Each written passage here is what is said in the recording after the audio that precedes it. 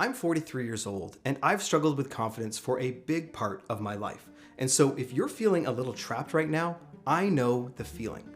The feeling that this lack of confidence is the one thing preventing you from living the life that you want to live. And so in this video, I want to share with you a 4-step journey that finally allowed me to overcome the limitations I set on myself, giving me the confidence to pursue the things in my life that for many years felt impossible. So the first thing that we need to discuss is our why. Why do we actually want to become confident? I grew up getting the opportunity to watch some amazing speakers in person, like John Maxwell. He would share and communicate these ideas that would inspire and uplift other people. And those experiences really encouraged me to one day want to do the same. I wanted to be able to connect with others. I really wanted to challenge them to be the best version of themselves. There was, of course, one minor issue. I was terrified of speaking in front of others. I had zero confidence to stand up in front of people or sit in front of a camera like this and share what I believe to be important, life-changing information. And I honestly didn't think I had it in me to put myself out there. We'll touch more on this story later, but I eventually came to the realization that if I wanted to be a person of impact, I had to be willing to put myself out there. Now, everyone's why is going to be a little different. Some of you want to build the confidence to finally ask that special someone out on a date, or maybe you want to start that business you've been dreaming of. It's really important to have this vision of where we want to end up, but I'm leaving out something even more important here. You'll probably find it relatively easy to figure out why you want to be more confident. It is, after all, the reason that many of us feel trapped. But what makes it so difficult to get us out of this position? The reason why it's so difficult to build confidence is because there's a barrier between where we are right now and our confident self, us and our why. The really challenging part is that this is usually a barrier of our own making. We built it, which might sound harsh, but let me explain this visually. If you're here and your confident self is here, there's a wall between the two.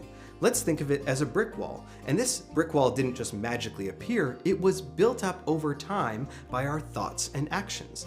Every time I avoided speaking in front of others and putting myself out there because of my fear, I was telling myself that it was something I just wasn't capable of doing. And the more I did this, the more bricks I added to the wall, confirming in my mind that I was not a confident person. And I'm sure a lot of you can relate to this. But instead of continuing to reinforce this wall, we're going to start breaking it down today. So we need a tool to be able to break this wall down. We need to get our hands on a sledgehammer. And you know where we can find this sledgehammer? It's in this book called Mindset by Carol S. Dweck. Dweck talks about the difference between having a fixed and a growth mindset. A fixed mindset is really the idea that our talents and abilities are set in stone, while a growth mindset is a belief that our talents and abilities can be developed with effort, learning, and persistence. And so if we think of these two mindsets in the frame of our example, a fixed mindset is the idea that we discussed on why it's so difficult to build confidence. If we tell ourselves that we're shy, we will never say hi to someone new, and it only reinforces that barrier. It makes it feel impossible for us to move forward. But a growth mindset is our sledgehammer. This is the tool that's going to help us bring down the wall between where we are currently and our confident self.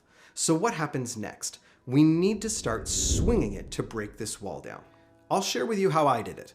A handful of years ago, I attended a program called Toastmasters International that teaches you how to think on your feet and speak in front of others. And as I mentioned earlier, that's exactly what terrified me.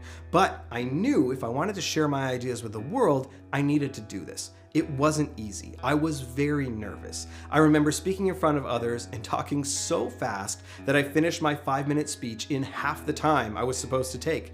But every time that I went, my confidence slowly started to build, and I started to chip away at this wall. I was able to use the feedback from the group to improve my skills. Each failure was a great learning opportunity. Eventually, the group started to laugh at my jokes because I was actually speaking slow enough so that they could hear them.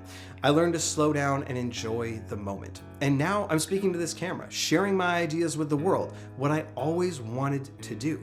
Now, I'm not suggesting that you have to join something like Toastmasters, although I highly recommend it. I just want you to take action and learn. Start setting some small, achievable goals or actions that can push you slightly out of your comfort zone. This could be saying hi to the person that makes your coffee. It could be putting your hand up in class.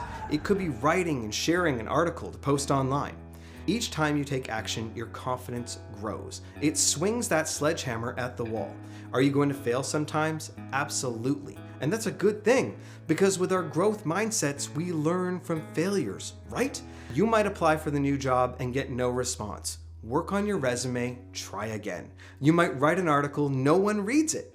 Write another one. Remember, the key is to take consistent incremental steps towards your goals. And over time, these small actions will compound, and you'll wake up 6 months from now a completely different person.